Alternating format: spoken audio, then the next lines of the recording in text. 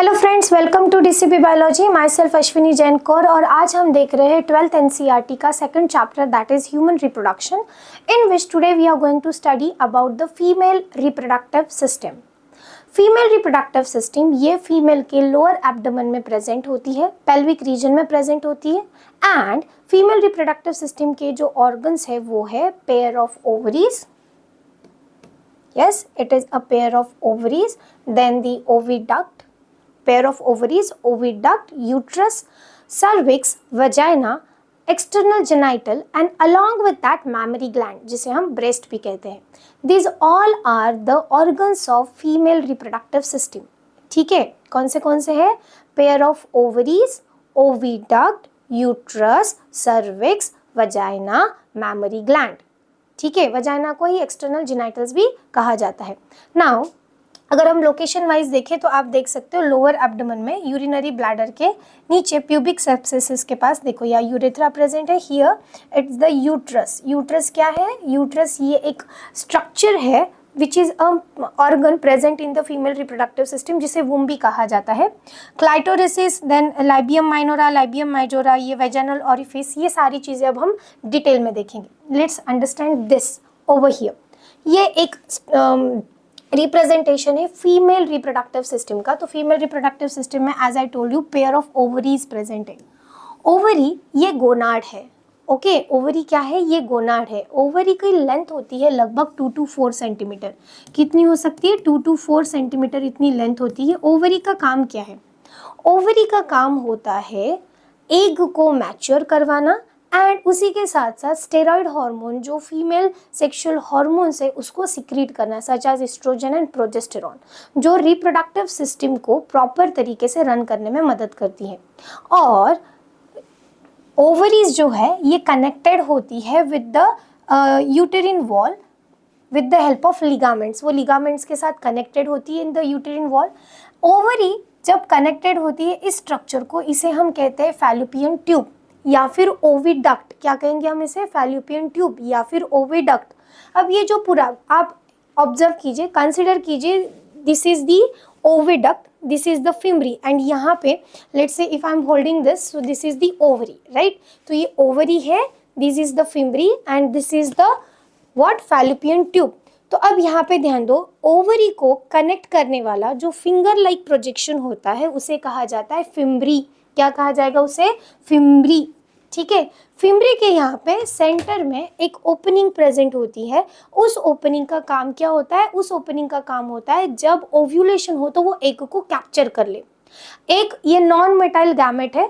तो ये जो फैलोपियन ट्यूब है, ये फैलोपियन ट्यूब बनी होती है सिलिएटेड एपिथेलियल टिश्यू से, जिसमें सिलिएटेड यानी हेयर लाइक प्रोजेक्शंस होते हैं और वो हेयर लाइक प्रोजेक्शन मूव हो रहे हैं, इस वजह से एग जो है वो आगे आगे ट्रैवल कर पाता है. अब फिम्ब्री के बाद में ये वाला सेक्शन आ जाता है. तो this section, this section over here it is called as infundibulum. क्या कहा जाएगा इसे? इनफंडिब्यूलम. उसके बाद में ये व्रिस्ट का सेक्शन, इसे कहा क्या जाएगा? एम्प्यूला. अब यहाँ पे ध्यान दीजिए, मैं हाथ के नाम नहीं बता रही हूँ, मैं आपको इमेजिन करने लगा रही हूँ कि मान लो कि ये फैलोपियन ट्यूब है. तो ये जो फिंगर लाइक प्रोजेक्शन इसे हम क्या कहेंगे? फिम्ब्री. ये जो पाम का बैक साइड आता है इसे हम क्या कह रहे हैं? इनफंडिब्यूलम. ये जो व्रिस्ट का रीजन आ रहा है इसे हम क्या कहेंगे? Isthmus, sorry ampulla. इसे हम क्या कहेंगे? Ampulla. And then this region is the isthmus region. और ये कंप्लीट क्या रहेगी? फैलोपियन ट्यूब, या जिसे हम क्या कह सकते हैं? ओविडक्ट. उसके बाद में this dome like structure is known as uterine fundus. क्या कहते हैं हम इसे? Uterine fundus. अब दोनों तरफ सेम है क्योंकि पेयर ऑफ ओवरीज प्रेजेंट है, पेयर ऑफ फैलोपियन ट्यूब या फिर ओविडक्ट प्रेजेंट है, then the fundus is there. And ये जो स्ट्रक्चर आपको यहाँ दिख रहा है, ये पूरा स्ट्रक्चर, इसे कहा जाता है यूट्रस. क्या कहा जाएगा इसे? यूट्रस. यूट्रस ये एक मस्कुलर पाउच लाइक स्ट्रक्चर होता है. सो पहले हम बात करते हैं फिर से फैलोपियन ट्यूब के बारे में. सो ये जो फैलोपियन ट्यूब होती है इसकी लेंथ होती है लगभग 10 to 12 सेंटीमीटर. क्या लेंथ है इसकी? 10 to 12 सेंटीमीटर। ये किससे बनी हुई है? इसके अंदर क्या प्रेजेंट है? सिलिएटेड इपिथेलियल टिश्यूज प्रेजेंट या सिलिएटेड इपिथेलियल सेल्स प्रेजेंट होते हैं जो फिंगर लाइक प्रोजेक्शन या हेयर लाइक प्रोजेक्शन देते हैं, जिसके चलते एग जब यहाँ पे कनेक्ट होता है तो वो उसके साथ आगे सिलिएटेड इपिथेलियल टिश्यू की वजह से वो आगे पुश किया जा सकता है। अंडरस्टूड?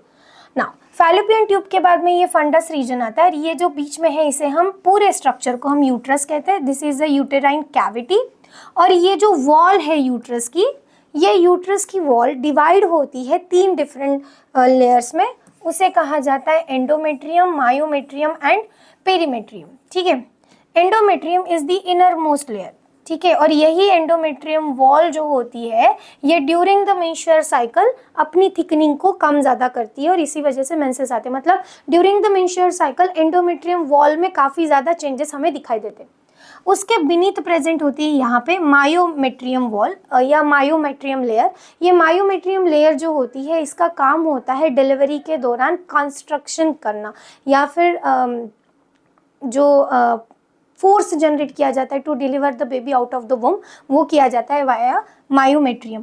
पेरीमेट्रियम ये एक एक्सटर्नल स्ट्रक्चर है जो सपोर्ट कर रहा है यूट्रस को। यूट्रस को वूम भी कहा जाता है। ठीक है, यूट्रस को क्या कहा जाता है? वूम भी कहा जाता है ना। आफ्टर यूट्रस यहाँ पे और एक स्ट्रक्चर हमें दिखाई देता है, that is the cervix, then cervical canal and vagina. Cervix जब बेबी ग्रो करता है इनसाइड द मदर वूम तो वो यहाँ सर्विक्स पे अपना हेडलॉक करता है, थ्रू द सर्विकल कैनल वो वजाइना में आता है। Cervical canal and vaginal opening collectively called as birth canal, क्योंकि वहाँ से बेबी का बर्थ होता है। ठीक है, वहाँ से क्या होने वाला है? बेबी का बर्थ होने वाला है। और ये पूरा की पूरा स्ट्रक्चर जो है ये fertilisation, implantation, embryogenesis, that is the conceiving pregnancy, development of the baby, delivery of the baby and after delivery lactation मतलब breastfeeding, इसमें पूरी की पूरी फीमेल रिप्रोडक्टिव सिस्टम काम करती है। ये वाला सेक्शन काम करता है till the delivery, that is parturition. And mammary gland which is a part of reproductive system of the female, वो काम करता है in the breast feeding, that is the lactation after the delivery of baby और after the birth of baby. Okay, ना ovary जो होती है उस ओवरी के स्ट्रक्चर में हमें इनर मेडुला और आउटर कॉर्टेक्स ये स्ट्रक्चर दिखाई देता है। किसमें? ओवरी में। ओवरी का प्राइमरी फंक्शन क्या है? ये एक गोनाड है जो स्टेरॉइड हार्मोन, सेक्स हार्मोन को सिक्रीट करती है such as estrogen and progesterone, and along with that main इसका दूसरा काम क्या है कि ये एग को मैचुरेशन करवाती है। क्या करवाती है? ये एग मैचुरेशन करवाती है। ठीक है, फिर से एक बार हम थोड़ा सा रिव्यू कर लेते हैं फीमेल रिप्रोडक्टिव सिस्टम के बारे में। फीमेल रिप्रोडक्टिव सिस्टम में क्या क्या प्रेजेंट है? Pair of ovary, pair of fallopian tube, uterine fundus, uterus, cervix, cervical canal and the vagina. Right? Okay, अब हमें देखना है about the vaginal thing. Vagina जो होती है, वजाइना के पास labia minora and labia majora ऐसे 2 फोल्डिंग्स होती है। ठीक है, लेबिया मेजोरा ये फैटी फोल्डिंग होती है, फैट से बनी हुई फोल्डिंग होती है जो प्रोटेक्ट करती है। यहाँ पे आपको एक स्ट्रक्चर दिखाई देता है जिसे क्लाइटोरिसिस कहा जाता है। उसके बाद में यूरेथ्रल ओपनिंग हमें दिखेंगी, क्योंकि फीमेल में birth canal and urinary duct ये डिफरेंट है। हमने प्रीवियस वीडियो ट्यूटोरियल में देखा था कि मेल के पास यूरिनोजेनाइटल डक्ट है, बट फीमेल के पास ऐसा नहीं है। फीमेल के पास दोनों भी डक्ट सेपरेट है। यूरिनेशन अलग डक्ट से होता है, बर्थ ऑफ द बेबी अलग कैनल से होता है। And this is the vaginal opening. This vaginal opening along with the cervical canal is known as birth canal. फिर ये प्रीनियल एरिया एंड एनस है। फीमेल में वजाइना और एनस के बीच में बहुत कम डिस्टेंस होने की वजह से female is more prone for the infections, bacterial या फंगल इन्फेक्शन के लिए वो ज़्यादा ससेप्टेबल होती है। राइट? अंडरस्टूड। अब यहाँ पे ये मॉन्स प्यूबिस स्ट्रक्चर प्रेजेंट होता है, यहाँ पे प्यूबिक हेयर्स प्रेजेंट होते हैं विच प्रोटेक्ट्स द जिनाइटल्स। इसी के साथ साथ ये जो वजाइनल ओपनिंग है यहाँ पर एक लेयर, पार्शियल लेयर हो सकती है जिसे हम हाइमेन कह सकते हैं। एंड हाइमेन जो है ये कॉइटस के दौरान, मतलब फर्स्ट टाइम जब कॉपुलेशन होता है उस दौरान ब्रेक होता है, but it is not mandatory कि वो सिर्फ कॉइटस के दौरान ही ब्रेक हो। Heavy exercise, cycling, jumping, skipping, ऐसे किसी वजह से भी वो ब्रेक हो सकता है। और ये पार्शियल ओपनिंग होती है, वेरी पार्शियल लेयर होता है, बहुत थिन लेयर होता है। इसलिए ये ध्यान में रखना कि हाइमेन का प्रेजेंस या अब्सेंस ये वर्जिनिटी शो नहीं करता। कुछ कुछ फीमेल्स में after coitus also hymen as it is रह सकता है, कुछ कुछ फीमेल्स में during the extensive work hymen break हो सकता है। सो हाइमेन का प्रेजेंस या अब्सेंस वर्जिनिटी शो नहीं करता, इसे आप अच्छे से समझ लीजिए, ठीक है। This is about the female reproductive system. अब फीमेल रिप्रोडक्टिव सिस्टम का और एक कंपोनेंट है जिसे हम क्या कहते हैं, मैमरी ग्लैंड, ठीक है।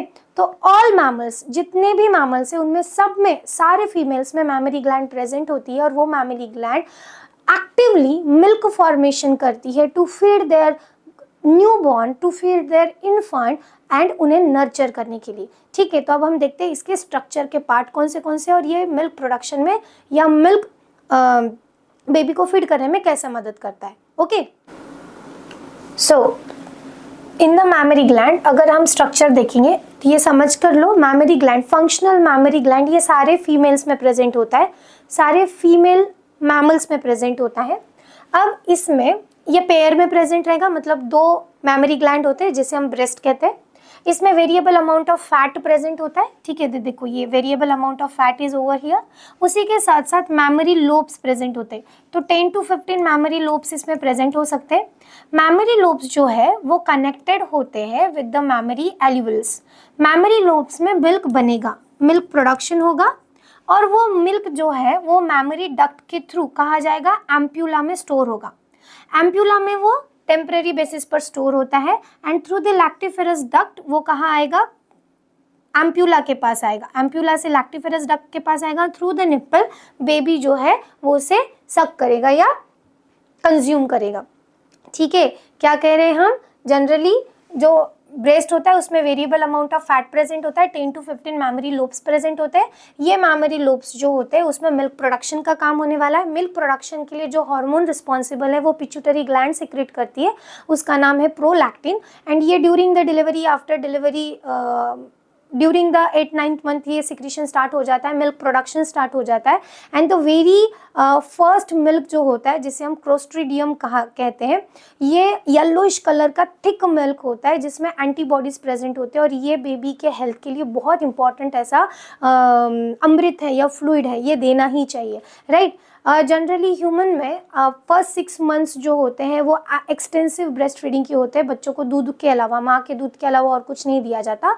After 6 month solid food start कर सकते हैं। ओके, सो मैमरी ग्लैंड का बेसिकली फंक्शन क्या है, टू गिव अ मिल्क और a nutrition to the baby infant. Okay, so this is the structure. यहाँ पे फैट वेरिएबल अमाउंट में है, मैमरी लोब्स प्रेजेंट है जिसमें मिल्क प्रोडक्शन होना है, मैमरी डक्ट के थ्रू वो मिल्क कहाँ जाएगा, एम्प्यूला के वहाँ स्टोर होगा, एम्प्यूला से वो लैक्टिफेरस डक्ट के पास जाएगा which is connect to the nipple and nipple जो है वो क्या करेगी, निप्पल के थ्रू ही बेबी मिल्क पिएगा।